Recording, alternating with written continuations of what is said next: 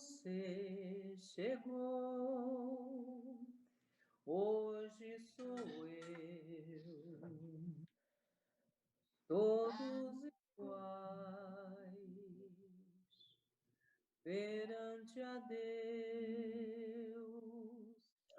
Jesus está lhe estendendo a mão para que você seja mais um cristão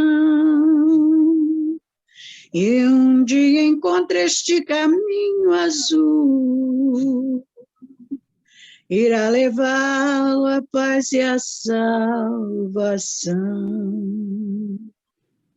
Esqueça as mágoas do seu dia a dia, perdoe sempre as falhas de um irmão, pois o caminho azul sempre irradia felicidades em seu coração. E você irá com Cristo viajar no coração do Pai Celestial,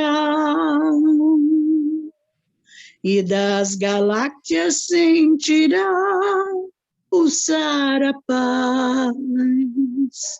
É o encontro com o amor universal. Vamos então, irmãos, fazer por merecer e seguir o que Jesus nos ensinou. E nossa alma irá se elevar, irá crescer, quando amarmos como Ele nos amou. Caminho azul, por entre estrelas, viagem sideral. Caminho azul, é o encontro com o amor universal. É o encontro com o amor universal. Graças a Deus, meus irmãos, em nome de Jesus Cristo, nosso Mestre, em nome de Maria Santíssima, nossa Mãe querida, em nome de toda a espiritualidade amiga e protetora do nosso Divino Espírito Santo, agradecemos, Senhor, por mais essa oportunidade de estarmos reunidos e conectados a Ti, e que possamos, nessa noite, Senhor, serenar nossos corações, nossas mentes, para poder absorver da melhor forma os Teus ensinamentos. Pedimos também que a espiritualidade, nossos mentores, inspire nossa irmã Ivone, para que ela possa conduzir o estudo da melhor forma possível. Hoje, agora e sempre, Senhor. Muito obrigado, graças a Deus. Graças seja, graças a Deus. Irá levar a paz e a salvação. Esqueça as mágoas do seu dia. Boa noite a todos, irmãos. Vocês estão me ouvindo bem? Que meu tá baixo? Tá alguma coisa assim? Tá ótimo. É, porque não tá. Não estou me entendendo muito bem com ele aqui, não. Ouvindo bem, Ivone. Tá? Tá. Bom, então vamos continuar, né, com esse estudo do capítulo 10, que fala sobre as ocupações e as missões dos espíritos, né? No item 500, nas perguntas 583 até 584A. Então, a 583 né? Até que faz as perguntas aos espíritos. Se uma criança se transvia, apesar dos cuidados dos pais, eles são responsáveis? Os espíritos respondem, não. Mas quanto mais as propensões da criança são más, mais pesada é a tarefa e maior será o mérito dos pais se conseguirem desviá-la do mau caminho. Continuando na letra A da pergunta, se uma criança torna-se um homem de bem, apesar da negligência ou dos maus exemplos de seus pais, eles se beneficiam com isso? E eles respondem que Deus é justo. Então, aqui eles colocam, né, as duas perguntas, uma em relação aos pais, outra em relação aos filhos, né? Então, nós sabemos que em todas as encarnações nós temos tarefas, né? Tarefas a cumprir, nós temos relacionamentos a serem ajustados, né? Temos relacionamentos compromissos que não conseguimos efetivar, planejamentos que fizemos no plano espiritual, mas que, né, quando encarnamos, eles tomam outro rumo por uma série, né, de motivos. Esses planejamentos não se concretizam, né? E para nosso aperfeiçoamento, para nossa experiência, né, nós encarnamos, né, várias vezes, né, e em várias situações e posições no âmbito familiar. Ora nós estamos com filhos, ora nós estamos com pais, irmãos, avós, né, etc. Sempre nesse entrelaçamento, não é, para nos acertarmos, né, para progredirmos juntos. Então, como pais, que é a pergunta, nos comprometemos com o melhor que nós podemos. Nos comprometemos com o melhor caminhar, né, para os nossos filhos, nos esforçando para que tenham uma vida justa, né, uma vida responsável, uma vida de amor ao próximo, né, uma encarnação feliz. Então, os pais se envidam muitos esforços para que isso aconteça da forma como se planejou, né, da forma como se responsabilizou quando, né, aceitou ter os filhos sob, né, a sua responsabilidade. Mas muitas vezes isso não acontece, né? Nos esforçamos, mas às vezes os filhos eles tomam outro rumo, né? Eles fazem as escolhas deles, têm o livre-arbítrio, né? E muitas vezes pegam caminhos, né, que não foram aqueles para os quais esses esforços foram envidados, né? Então, os pais não podem ser responsabilizados por essas escolhas que os filhos fizeram. Mas também, por outro lado, eles devem procurar não desistir, né? Porque nós sabemos que tem situações que são muito difíceis entre pais e filhos, né? Tem situações assim que são até de extremos, né? Mas nós ficarmos com aquela força, né? Da minha responsabilidade, da nossa responsabilidade como os filhos, então nós procuramos não desistir, porque aqui diz, quanto mais difícil a tarefa, quanto mais pesada ela for, né? Quanto mais enfrentarmos esses desafios, né, mais mérito teremos quando conseguimos trazê-los de volta, quando conseguimos desviá-los desses caminhos, né, de erros, vamos dizer assim, entre aspas, né, que eles, né, se direcionaram.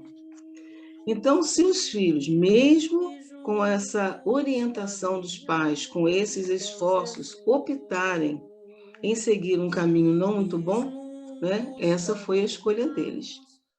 Né? Não vamos julgar, vamos continuar fazendo a nossa parte, que é o cuidar, né? Que é o procurar encaminhá-los no caminho do bem. Então, Deus reconhece esse mérito por ter lutado, por ter envidado todo esse esforço para conduzi-los no caminho do bem. Então, ele pergunta, né? Só voltando aqui a pergunta, né? Se eles seriam responsáveis? Não. não seriam, né? Levando em conta que fizeram todo o esforço, usaram de tudo que podiam para encaminhá-los no bem. Ao contrário também, se uma criança torna-se homem de bem, apesar, né, da negligência, apesar dos maus exemplos, né, que possam ter os pais, eles se beneficiam com isso, os espíritos respondem que Deus é justo.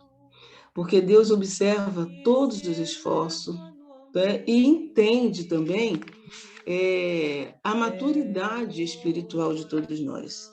Né? Uns estão num processo, né, mais avançado, um processo melhor de entendimento, outros ainda estão, né, caminhando de uma forma muito lenta. E como diz, a cada um segundo suas obras. Né?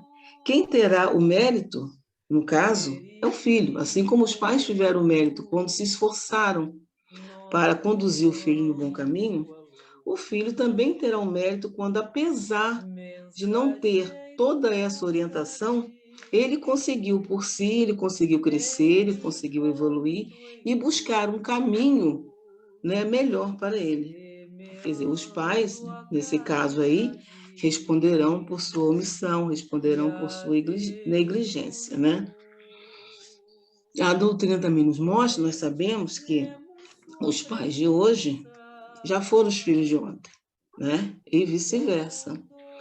Então, ambos, né, eles estão juntos nessa nova encarnação em direção a esse entendimento juntos, né? Eles estão nessa encarnação, estão caminhando juntos para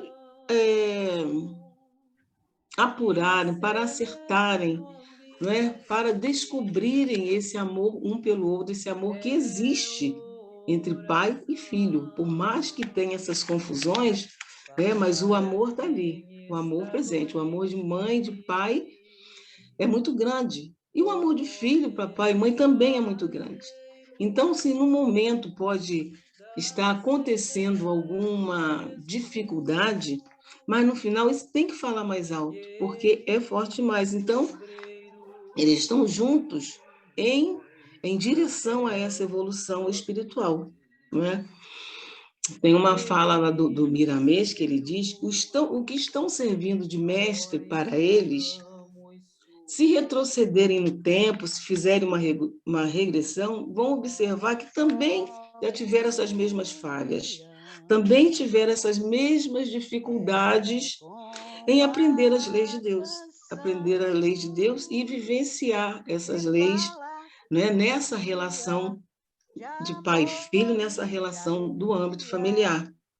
Do mesmo modo, quando os filhos também têm os pais, né, vamos dizer assim, que não mostram para ele o caminho do bem que deveriam mostrar, esses que, se tiverem também já num certo progresso espiritual, vão compreender essas leis e buscam tolerar, buscam compreender, né, muitas vezes a atitude dos pais e buscam até, vamos dizer assim, aconselhar.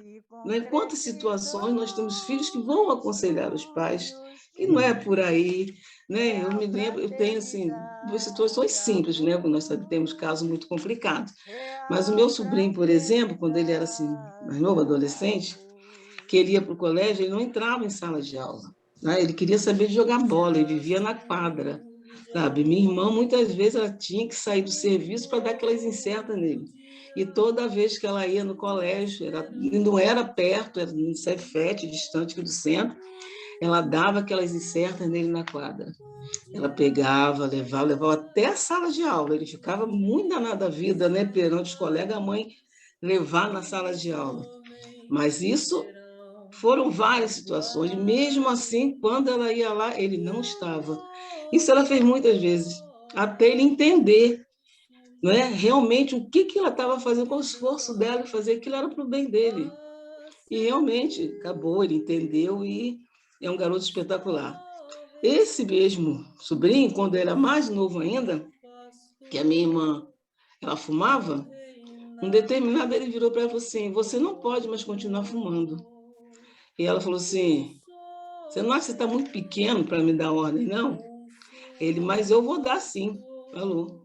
E ficou no pé dela, ele pegava o cigarro, ele jogava fora, ele achava a carteira de cigarro, ele rasgava tudo, ele espalhava assim, sabe? E isso ele fez muito, até ela parar de fumar. Ela não aguentou e parou. Então são exemplos assim simples, né? Eu estou dando, mas quando nós sabemos que tem exemplos muito difíceis mesmo, e que há essa insistência, porque é esse o mérito que nós vamos ter diante de Deus, que Ele vai reconhecer esses esforços feitos, tanto de uma parte como para outra parte, né? E pais e filhos, outra coisa que ele diz aqui, é que quando os filhos não assimilam a conduta reta dos pais, ou quando os pais não compreendem os filhos, tem aqueles que agindo no bem, os que estão agindo no bem, não têm culpa por aqueles que não puderam ainda aprender os ensinamentos de Deus. Não é? Eles ainda não puderam, então há esse entendimento. Não é interessante que ele diz que há o que não se interessa em educar o outro, mas esse outro, mesmo assim, se torna homem de bem. Não é? Que aí, entre outras coisas, nós encontramos a justiça de Deus. Não é? Mesmo não tendo isso, mas tem a espiritualidade ali ajudando para que esse relacionamento aconteça de alguma forma. Mas sempre lembrando que são as escolhas de cada um, que as responsabilidades vão ser, né, consequências dessas escolhas, né? E, né, reforçando assim, que os pais e filhos, eles vieram em um mesmo lar, né? Vieram em uma mesma casa, justamente para isso, né? Isso não é à toa, nada na nossa vida é à toa, sempre há uma causa, sempre há um propósito. E eu sumi? Vocês estão me ouvindo? Sim. Porque eu sumi de vocês. Mas vou continuar falando.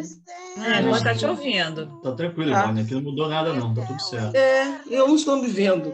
E sempre há essa razão de ser, que era para trocar experiência, para aprender e amar uns aos outros, como diz o mestre. E nesse ponto, os pais, eles têm a outra tarefa, que é sempre observar seus filhos desde pequeno, observar as suas tendências e passarem a corrigi-los, não é? Corrigi-los, mas com amor, corrigi-los com a compreensão. E isso é um esforço, que muitas vezes nos falta essa compreensão, nos falta essa tranquilidade na hora de chamar a atenção, na hora de querer dar aquela educação que muitas vezes nós achamos, né? E um cuidado que devemos ter também, esse cuidado que muita gente fala é coisa de criança, não é? Porque observar as tendências dos nossos filhos. Muitas vezes crescem adultos não muito bons, também que tem esse lado, né? Muitas coisas nós falamos, não, isso é coisa de criança, é coisa de criança, não é? Então ele pede que observemos realmente as atitudes desde pequenos, né? Os seus atos, quais são essas tendências, se estão tendo assim alguma tendência mesmo, algum comportamento, né, que já podemos observar. Eu lembro que houve uma época que assisti um filme, alguma coisa assim sobre psicopatas, né? E a gente observava que os psicopatas, né, vocês me ajudem aí, são pessoas assim muito dóceis, né, pessoas carinhosas, pessoas inteligentes, pessoas amáveis.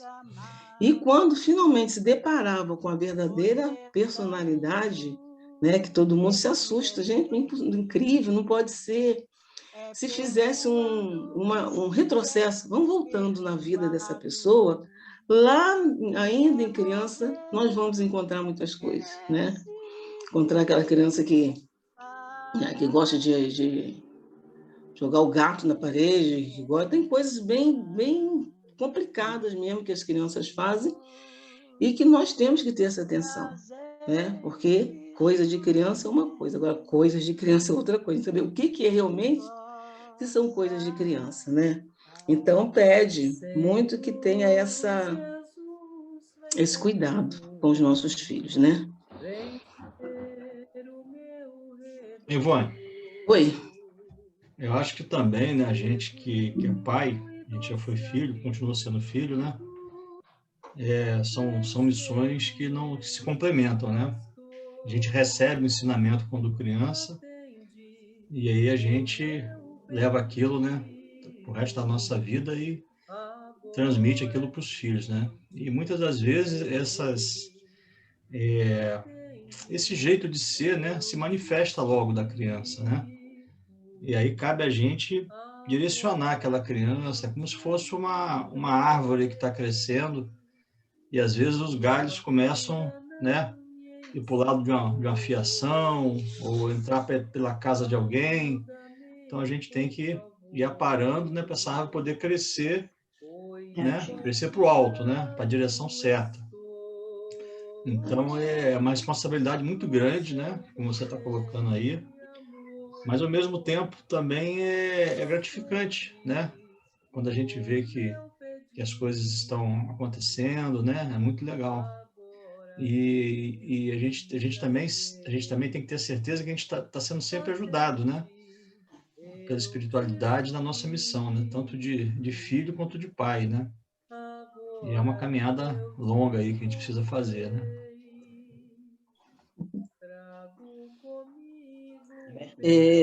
Nesse coisa que você está falando aí, da mesma forma que você falou que nós temos é gratificante, não é, quando nós, né, temos aquele filho que teve o caminho do bem, que teve um caminho bom e gratificante, e ao mesmo tempo é muito doloroso, vamos dizer assim, quando tem o contrário, e mais doloroso ainda é justamente quando nós admitimos, né, a nossa falha, admitimos que se ele pegou um caminho não muito bom, foi por uma negligência, foi por falta de atenção, foi por uma falta de amor, né? Porque chega um momento, nós temos a consciência também de reconhecer, né? Aquela frase que diz, onde foi que eu errei, não é só nessa brincadeira, é onde foi que eu errei, mas com a minha consciência, né? E isso também não chega a ser uma coisa ruim, porque tudo nós tiramos aprendizado. Deus nos coloca todas as coisas, nós temos esse comprometimento, a espiritualidade já nos deu esse esclarecimento, que em tudo nós temos um aprendizado, não é? Então, muitas vezes, ao invés de sentirmos culpa ou ficarmos, sabe, assim, afastando ou até causando uma desestruturação, muito pelo contrário, é buscar justamente aquele pedaço que ficou faltando, não é?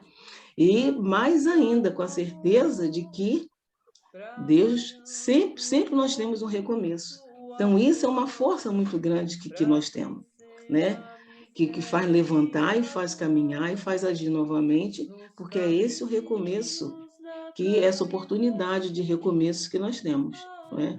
E sem contar ainda a importância do Evangelho no lar, não é? Justamente nesses momentos de conta, que é o âmbito familiar, não é? Se é o âmbito familiar, o Evangelho no lar é a nossa força, não é? A força para dirimir, para diminuir todas essas faculdades, toda essa dificuldade que nós temos de relacionamento, né? Porque tem família que tem relacionamento, assim, muito sério mesmo, sabe? E às vezes eu fico pensando, né, com o entendimento da doutrina, sabendo que tem essa situação, uma hora somos filhos, outra hora somos pais, o que nós fizemos, com esse esclarecimento, nós adquirimos uma força maior, né, para entender ou até para lidar. Não é fácil, mas diferente de quem não tem esse esclarecimento nenhum e fica naquela coisa, né? Porque meu filho é isso, o que eu fiz, e eu faço tudo e ele, sabe, só me dá pancada, entre aspas. Por quê? Né? Temos esse esclarecimento e temos que buscar, né, esse momento. Então, esse evangelho lá, ele é muito, muito, muito importante. Ivone, né? Oi.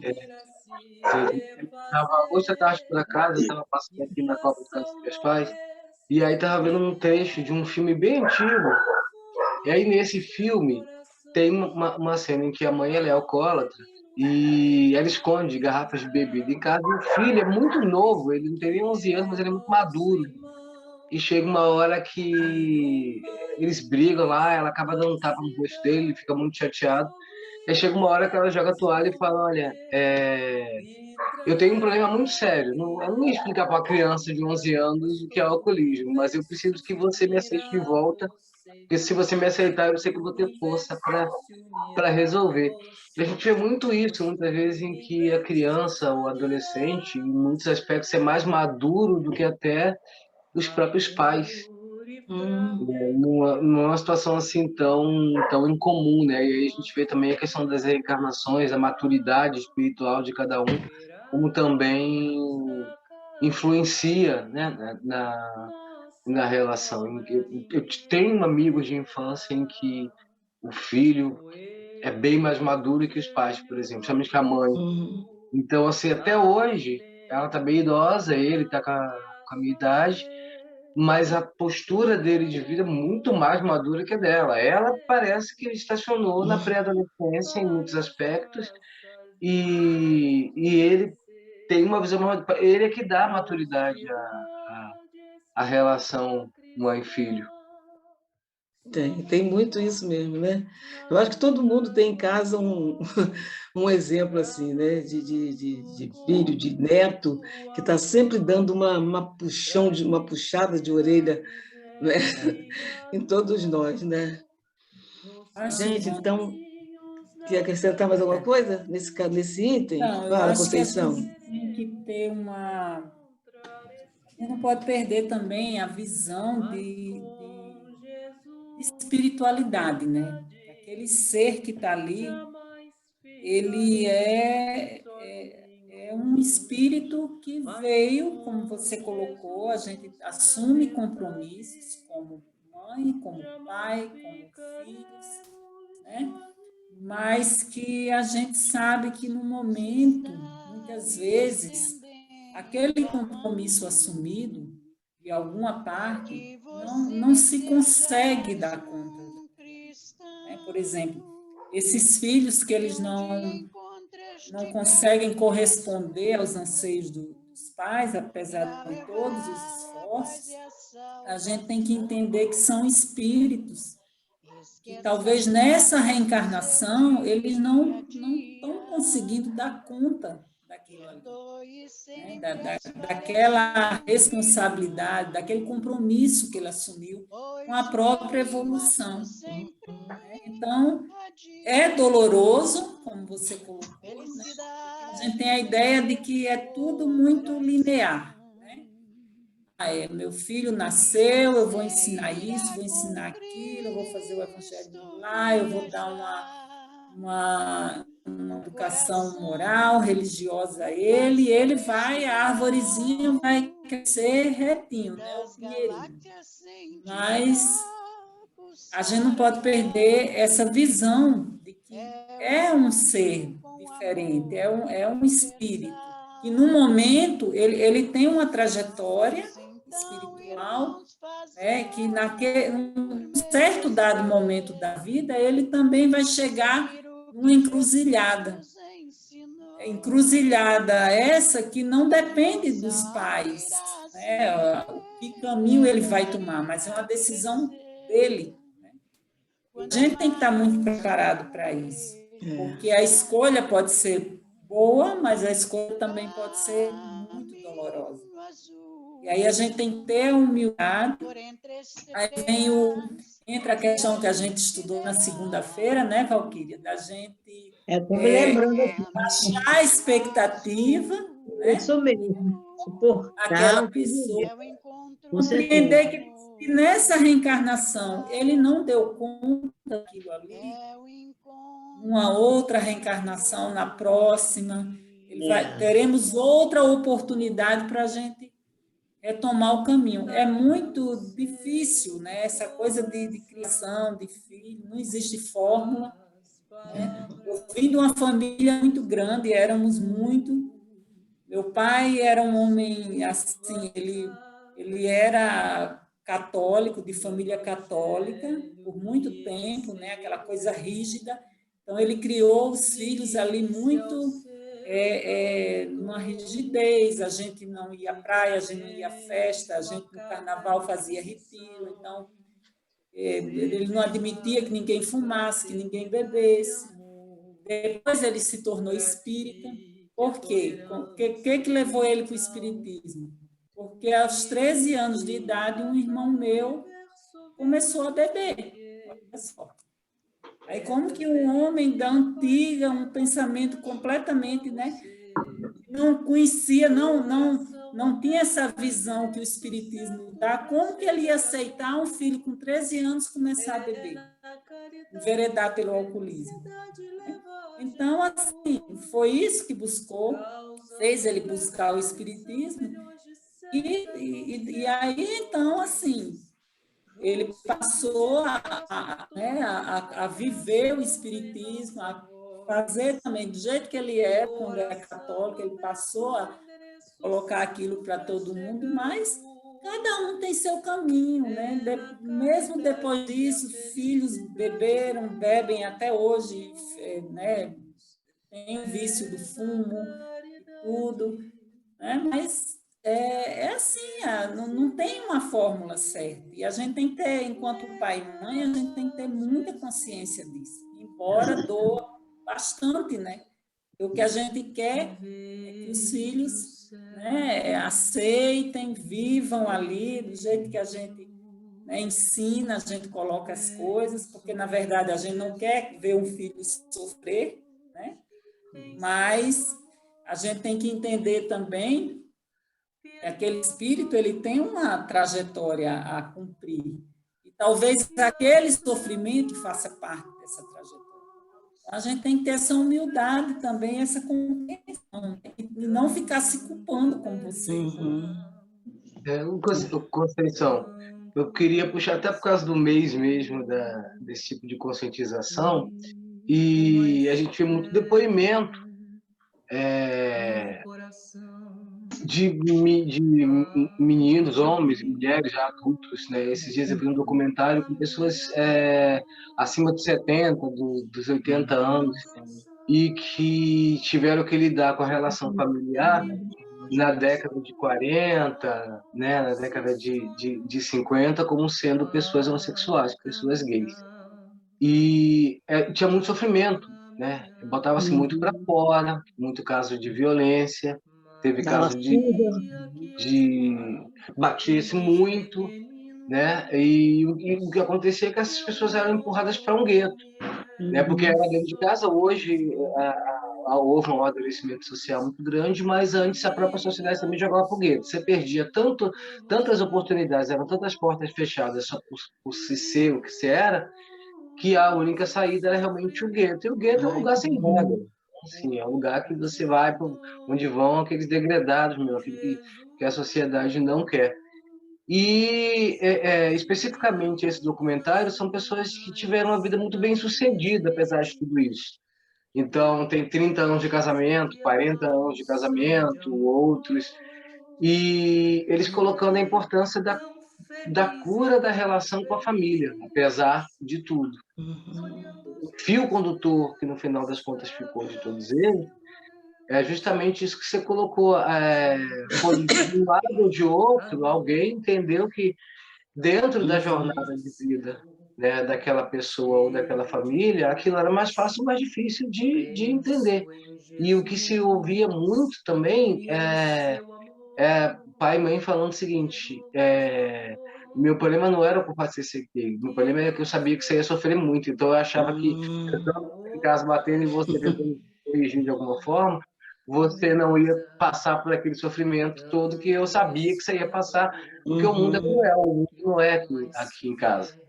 Então, muitas vezes é justamente isso, começa a nascer um monte de dor, começa a ficar tudo embolado, começa a nascer um monte de dor, mas de um início que é justamente a dificuldade, né? Não vou dizer má vontade, né? Mas assim, a dificuldade mesmo de se entender, porque a gente também recebe uma carga de ensinamentos muito grande. Parece besteira, hoje em dia todo mundo se tatua, mas ainda né? Eu sou do tempo que as pessoas tinham preconceito com tatuagem. Eu não tenho nenhuma tatuagem, nunca fiz. Mas demorou para eu perder preconceito com tatuagem, porque era passado na minha cabeça que tatuagem era coisa de gente que era criminosa, de gente de malandro, né? Aquela coisa, até entender que não, você vai estudar, você vai ver que tem toda uma história, tem todo um significado. Então, na relação pai e filho, tem a questão do amadurecimento espiritual de cada um, do que cada um tem que passar, do planejamento de cada um, e o desafio mesmo da busca do entendimento, porque no dia a dia, para algumas pessoas, ainda bem, é bastante fluido, mas para muitos de nós ele pode chegar a ser muito complicado. E a sociedade, bem colocado, na década, era muito difícil, existia muito preconceito, não só em relação às pessoas homoafetivas, mas, como você colocou, tatuagem. Meu pai mesmo, se visse uma pessoa com violão, meu pai dizia que o cara era vagabundo. As pessoas que eram envolvidas com a arte, né, se ele visse um homem com cabelo mais comprido, aí ele já, né, mandava, se meus irmãos deixassem o cabelo crescer, quando chegava em casa, a primeira coisa que ele fazia, vamos ali no barbeiro, cortar o cabelo. Entendeu? Então, assim, uma vez eu até perguntei, eu digo, ô pai, Jesus não usava o cabelo comprido, por que o senhor tem tanto preconceito com cabelo grande? Né? Aí, então, assim, eram umas coisas assim, muito, mas que ele melhorou muito quando ele entrou no espiritismo.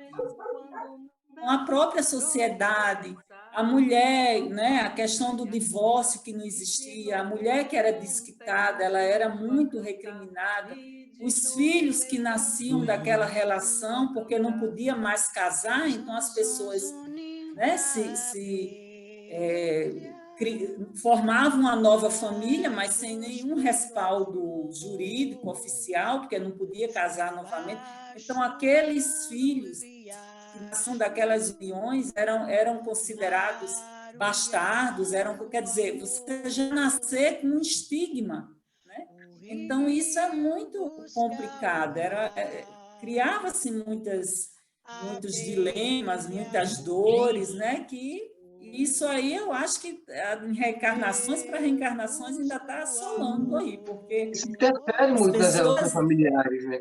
Por causa do medo que os pais têm muitas vezes. Por exemplo, até por incrível que pareça, até a década de 70, um homem negro no Rio de Janeiro, dependendo de onde morasse, ele podia ser autuado por vadiagem.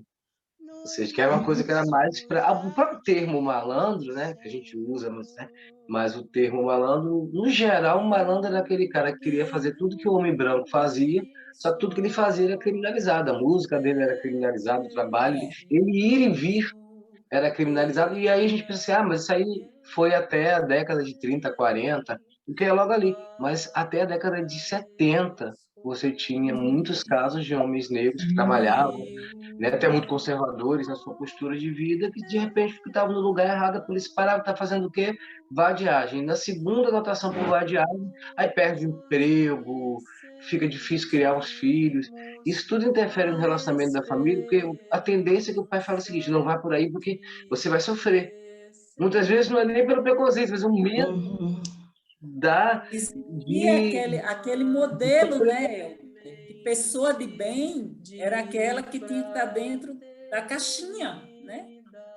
Pessoa de bem, ela tinha que estar ali, né? Ser isso, ser aquilo, ser bom filho, ser bom marido, né? A mulher tinha que casar, a mulher não podia ter como é que se diz, a escolha de não casar, de se desenvolver profissionalmente, né?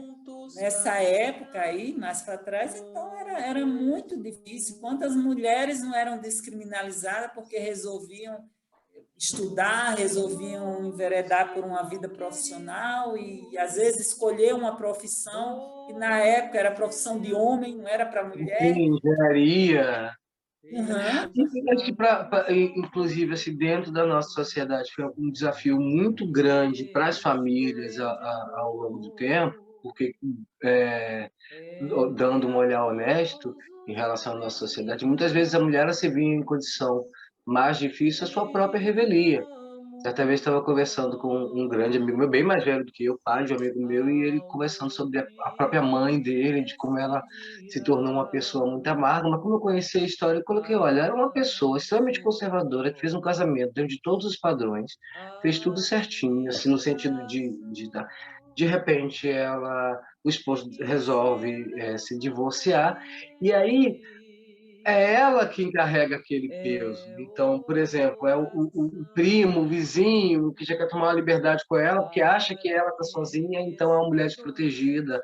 Ou uma amiga que não quer que se relacione tanto, porque o marido não quer que se relacione com uma mulher que é desquitada, porque na época ainda tinha esse preconceito. Ela vê toda a sua realidade mudada em função de uma escolha que nem foi dela. Esse é um peso ainda muito maior. E isso deve gerar uma dor muito grande no espírito da pessoa, para saber lidar com isso, de revolta, de tristeza.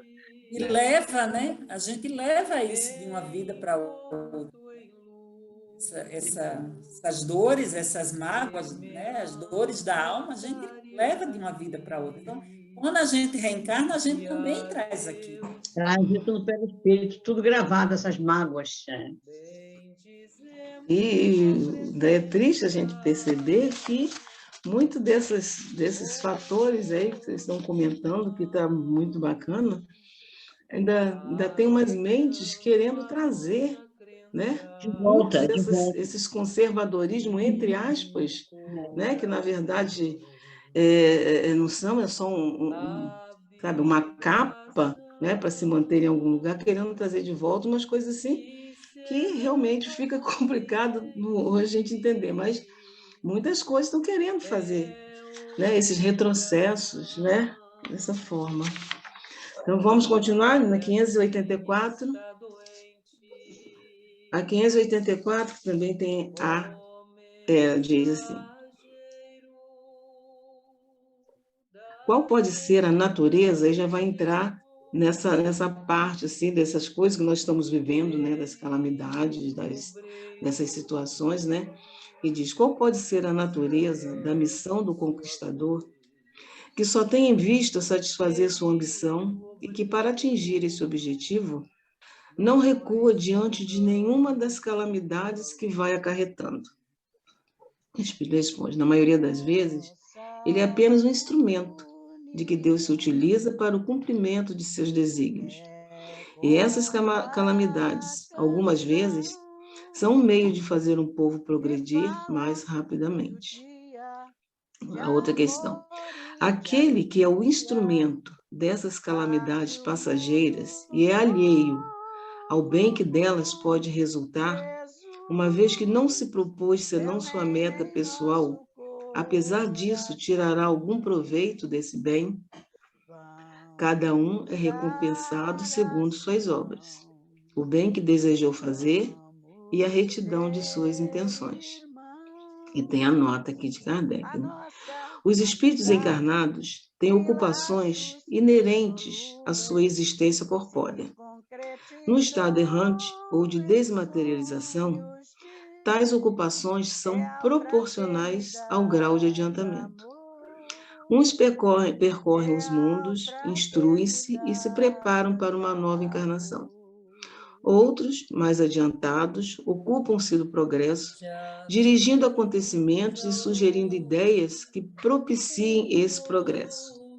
Assiste os homens de gênio que colaboram para o adiantamento da humanidade. Outros encarnam com uma missão de progresso. Outros mantêm sob sua tutela indivíduos, famílias, agrupamentos, cidades e povos, dos quais são os anjos guardiães, os gênios protetores e os espíritos familiares. Outros, enfim, presidem os fenômenos da natureza, da qual são os agentes diretos. Os espíritos vulgares tomam parte em nossas ocupações e diversões. Os espíritos impuros ou imperfeitos aguardam em sofrimentos e angústias o momento em que Deus lhes proporcionará os meios de se adiantarem. Se praticam o mal, é por despeito do bem que ainda não podem gozar.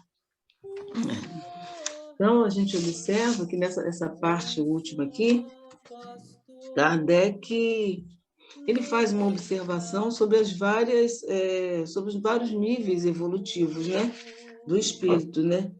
Aqueles que já estão mais adiantados, que já têm uma condição de ocupar, né, uma determinada missão, né, vai ocupar essa missão. Outros, nem tantos, né, pegam um outro tipo de função, vamos dizer assim. Aqueles menos adiantados ainda ficam aguardando oportunidade para eles se adiantarem, né? Então, tem tudo isso de acordo com a nossa evolução espiritual, né? De acordo com como nós estamos nessa escala evolutiva, para saber de que forma nós temos condição, né, de desempenhar essa missão, né, que todos, né, retornamos com uma missão. De que forma, onde nós vamos nos encaixar, né, nessa ocupação, nessa missão, em função da nossa condição, em função da nossa evolução. Né? E aí ele coloca essas missões dos espíritos quando eles já estão nas encarnações. Eu coloco na erraticidade, né? E quando retornam, né, vamos ver como essas missões serão efetuadas, como que elas serão concluídas, como vamos conseguir desenvolver essa missão que assumimos, né? E nessa pergunta que ele faz, né, só reforçando aqui, né, se a natureza do conquistador, que ele vem só para satisfazer a sua ambição, ele não quer saber de nada, ele quer satisfazer a sua ambição acima, à custa de qualquer coisa, né? Não interessa o bem alheio, não interessa nada, ele quer satisfazer a sua ambição. E como que nós encaramos, como nós podemos entender isso, né? O que será que acontece com ele? Que natureza da missão é essa?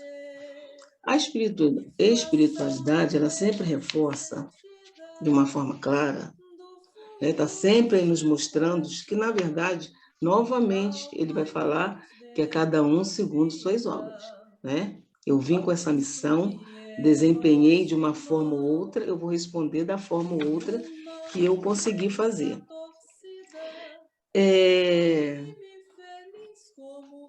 E esses conquistadores, vamos dizer, eles vêm com esse desejo de satisfazer, espalham calamidades por toda parte, mas sabemos que não cai, né, uma folha de uma árvore que não seja da vontade de Deus, né? E a missão desse conquistador, como ele está colocando, que quer a qualquer custo satisfazer a sua missão, acaba gerando, né, por ele vai ser um instrumento de Deus, né, que vai encaminhar de uma forma útil. Então, ele acaba gerando um movimento em favor de um bem coletivo. Um bem coletivo, no bem de uma sociedade. E a sociedade, nós, né, que ainda não acordamos, né, realmente para os ensinamentos que Deus trouxe para a gente. Ensinamento que a todo momento nós estamos lendo, nós estamos estudando, mas ainda não nos movimentamos da forma como deveria para que amenizasse, para que não fosse tão necessário, né, essas tantas calamidades que nós recebemos, né? A doutrina espírita nos esclarece também que por isso mesmo é necessário que aconteça para que a gente saia um pouco daqui, que saia do nosso eu, que saia do nosso confortável, né, em busca do outro que está bem próximo, que muitas vezes nós não estamos vendo. E que se tudo que acontece, se é permissão de Deus, então nós vamos entender, como os espíritos colocaram, que esse conquistador, ele é um instrumento de Deus para que o progresso aconteça, para que esse progresso se faça mais rápido, porque ficar esperando, né, que realmente nós, né, o povo,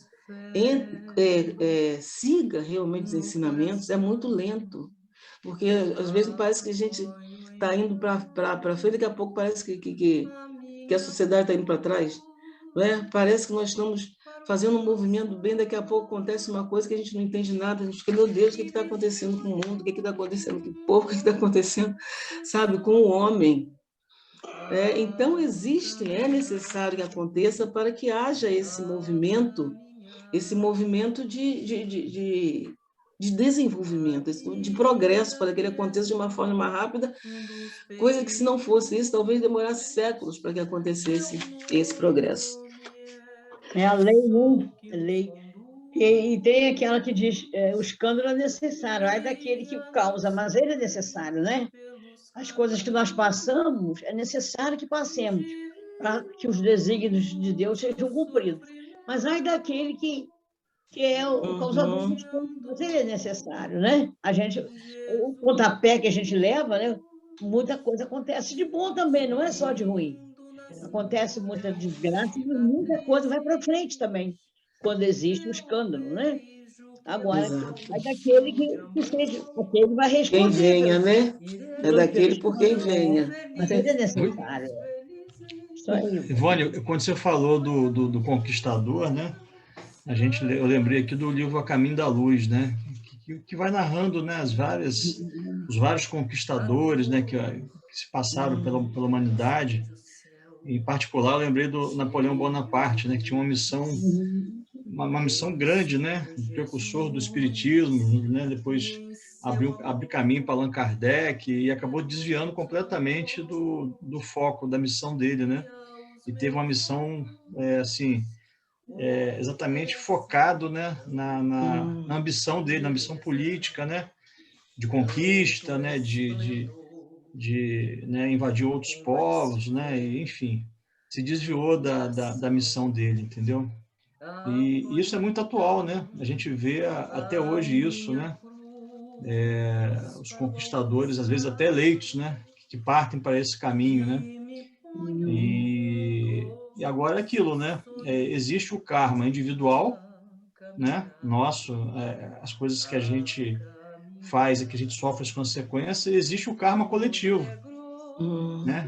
De uma sociedade que precisa passar por essas experiências traumáticas, dolorosas, para poder evoluir, entendeu? Então, acho que a gente está vivendo no mundo, né? Em todos os lugares do mundo, e aqui no Brasil não é diferente, situações como essa até hoje, né? É isso mesmo, nós estamos vivendo esse caos e realmente, né?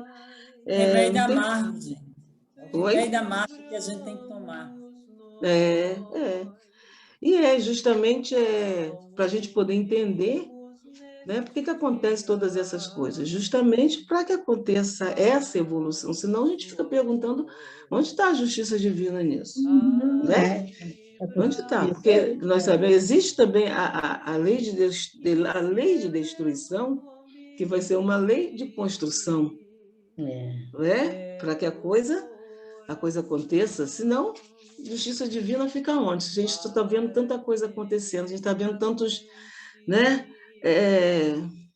Enfim, tantos amigos, tanta gente, né, nesse momento confuso, né? Sabemos que todos temos a nossa hora de regressar, mas esse momento é tão doido que a gente até, sabe, esquece que tem esse momento de retorno, todos nós temos que retornar, mas está numa situação que fica muito triste, muito triste, porque não pode estar perto, porque, sabe, e ficou, e no meio de uma confusão tão grande, no meio de uma guerra tão grande, não é que a coisa fica assim.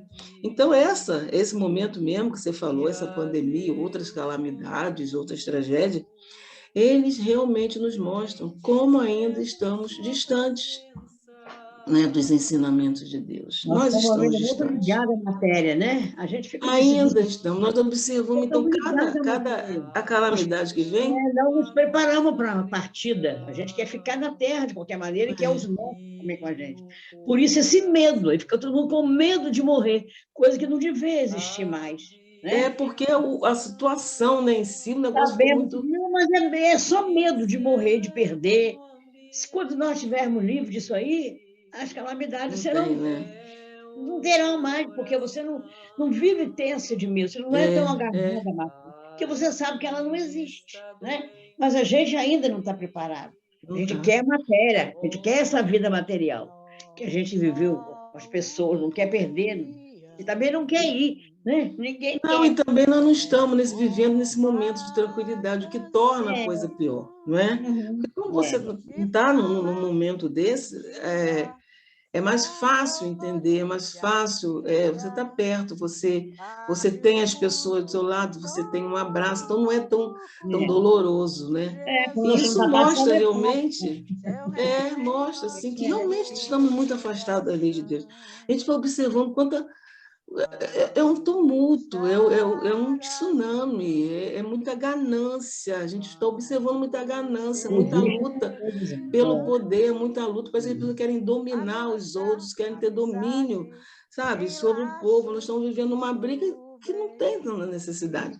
Imagine no século que nós estamos, né? Não entrando nessa coisa de política, mas a gente não vive sem ela. Como que a gente pode ver uma briga de vacina que sempre salvou o mundo? Né? Mas a ciência, o espiritismo mesmo fala da ciência, não é? Não tem aquilo que eu me perco, que o espírito sempre diz que onde o espiritismo fique com a ciência, me perdi agora. Não Kardec fala isso aí no livro dos Espíritos aqui para trás, ele fala isso. Não é? Então, porque são... Quando o espiritismo não nos favorece, não nos satisfazer mais, e a gente ficar entre o espiritismo e a ciência, fiquemos com ciência. Ele fala isso. Então, não tem por que nós ficarmos nessa guerra, porque falta realmente... Nem culpando A e B, querendo a cabeça não, porque falta realmente vivenciarmos o Evangelho. Está faltando, nós estamos muito afastados. Por isso que a gente se deixa levar por essa confusão, por essa raiva, essa coisa toda. Mas o bom também é que, por outro lado, também essas catástrofes, essas calamidades, eles mostram também quantas pessoas se movimentam em direção ao bem. Isso é uma coisa muito bonita, né?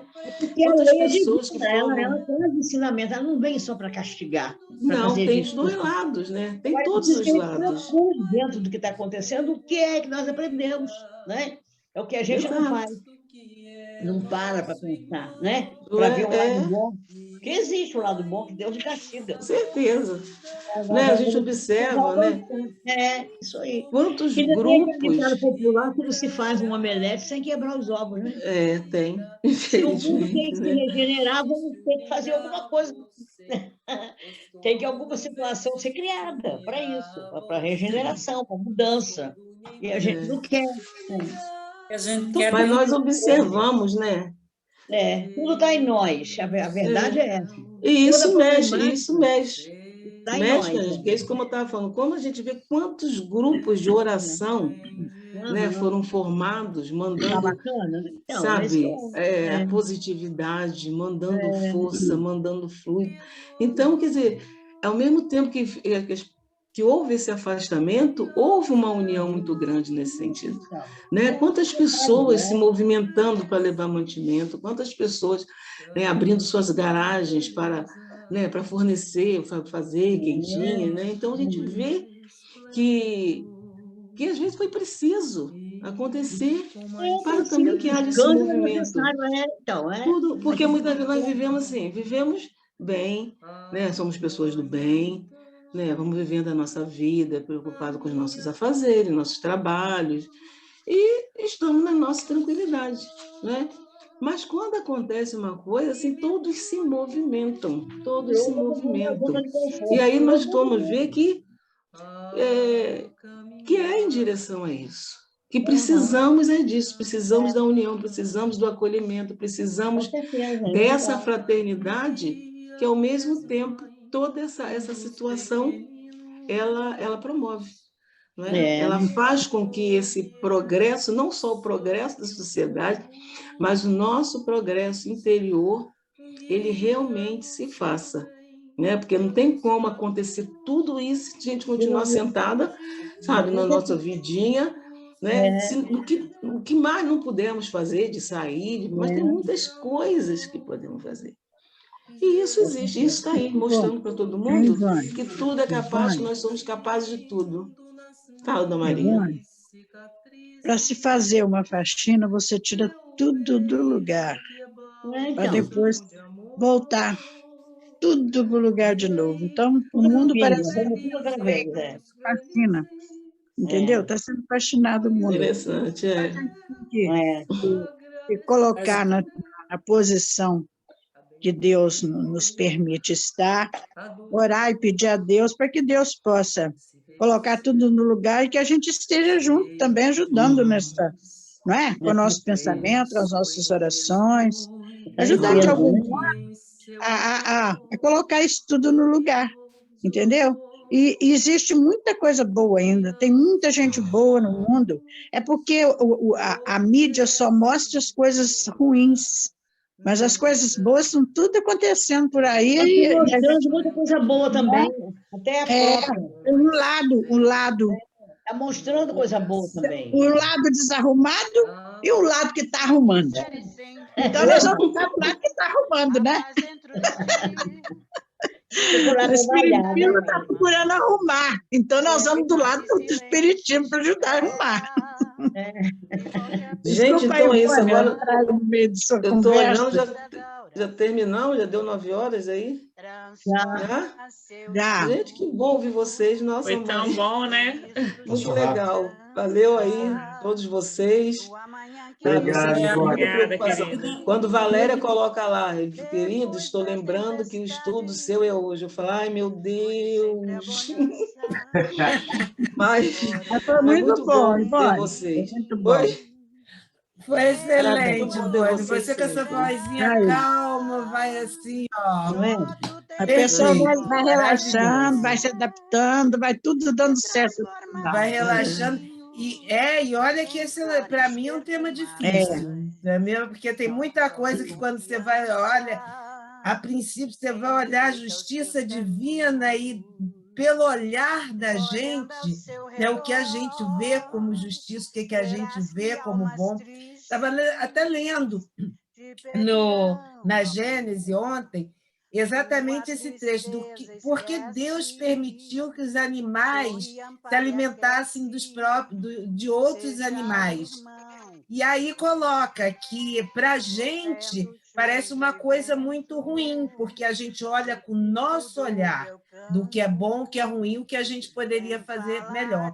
Mas, pela visão de Deus, ele está tirando simplesmente a carne para provar que o importante é o espírito. Que ele os animais se alimentam um do outro, uma hora um se alimenta do um, depois ele reencarna e aquele que foi o alimento vira o... Isso faz com que a luta, esses espíritos desenvolvam mais rápido.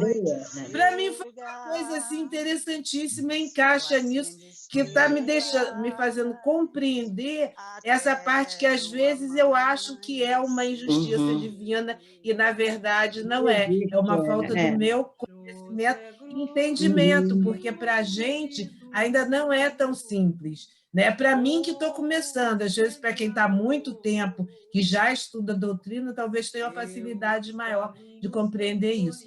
Mas era isso, meu amor. Muitas coisas que a gente não gratidão a todos vocês. Mas a dificuldade ainda existe, Valéria. A dificuldade para todo mundo entendimento, minha filha, de acordo com a evolução de cada um. Cada um entende de uma maneira, não é? O seu olhar, meu olhar é de um jeito, o seu é de outro, de Valquíria de outro, da Ivana de outro. Então, assim, vamos para adiante, vamos olhando coisas boas, para a gente poder melhorar nosso mundo aí, precisamos de nós melhorarmos primeiro, né? Dona Maria, faz no seu blog amanhã Olhares Divinenses. Aí cada um tem o seu olhar. Eu já escrevi uma mensagem amanhã, colaboradores. Aí eu vou dar um olhar no meio. Colaboradores, olhares. Da arrumação da casa. Maria, fala isso da arrumação da casa. Da arrumação meus da amores, casa então ajeita lá. O papo está maravilhoso, mas a espiritualidade tem a hora dela, né? Já tá querendo... Então, agradeço, gratidão. Helder, meu querido, por favor, nossa prece. Beijo para vocês. É fazer a prece. devolve os nossos pensamentos. Deus, causa essencial de tudo que há. Agradecemos pela noite de hoje, pela nossa comunhão, pela troca de pensamentos e pelas reflexões que ainda virão das palavras que nos hoje foram ditas. Agradecemos pelo acolhimento da Casa Divina Espírito Santo com seus irmãos encarnados e desencarnados. Agradecemos, Pai, a sua condução no meio de toda a tempestade e o seu fio condutor de amor que está nos guiando nesse momento e há de nos guiar sempre. Pedimos por todos os nossos irmãos e irmãs que não puderam estar presentes hoje, mas que estão ligados a nós pelo envolvimento do seu amor e da sua alegria e da doutrina espírita, que nos dá um caminho seguro para compreender a existência que presente seu é. Pedimos serenidade e força para que possamos continuar atravessando nossas provações terrenas e possamos ser auxílios aos nossos irmãos e irmãs e deixarmos um legado para aqueles que virão adiante trilhar o caminho da encarnação terrestre. Que a gratidão seja sempre eterna e que o amor esteja sempre entre nós. Que assim seja, graças a Deus. Graças a Deus. Meninos, a colaboração de todos, Conceição e Helder, foram assim, ó, maravilhosos. Ivone, muito obrigado, Valéria. Alexandre. É sexta-feira, querido. Ivone, deixa eu te falar uma coisa. Eu adoro ler e estudar sobre psicopatas. E aí, quando você falou de psicopata, eu já procurei aqui. Psicopatia na visão espírita. Já vou ler a respeito.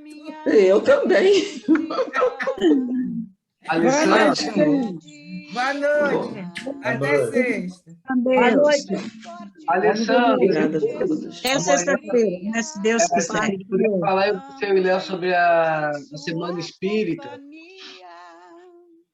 Helder, o Alessandro já saiu. Aí eu entro em contato com ela amanhã. Tá bom. É só lembrando também de ir, gente. Tá chegando a Semana Espírita, tá? Careca no WhatsApp, que eles já estão colocando a divulgação para a gente divulgar bastante, para a gente ter bastante acesso nessa 82ª Semana Espírita Macaense. O pessoal tá realmente arregaçando as mangas.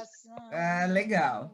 O Helder, deixa eu te falar uma coisa. Depois a gente tem que conversar que eu, você e o Léo ficamos como responsáveis da parte de comunicação, né? E a gente tem que dar uma olhada no estatuto, nessa parte, o que a gente... Comunicação e cultura, né? E aí a gente depois tem que... O que a gente pode estar contribuindo, né? Porque, assim, a minha parte é mais para comunicação, as culturas acho que é mais você, né? Todos nós, a gente pode direcionar, tudo que o ser humano faz é cultura. E você é cultura pura. Tá bom, meus amores, ó. Grande beijo, boa noite. Valquíria, da Lúcia. Todos também, Lúcia. Todos que eu não vi. Tá, boa noite, pessoal. Boa noite. Saindo! Cidade Espírita Cristã.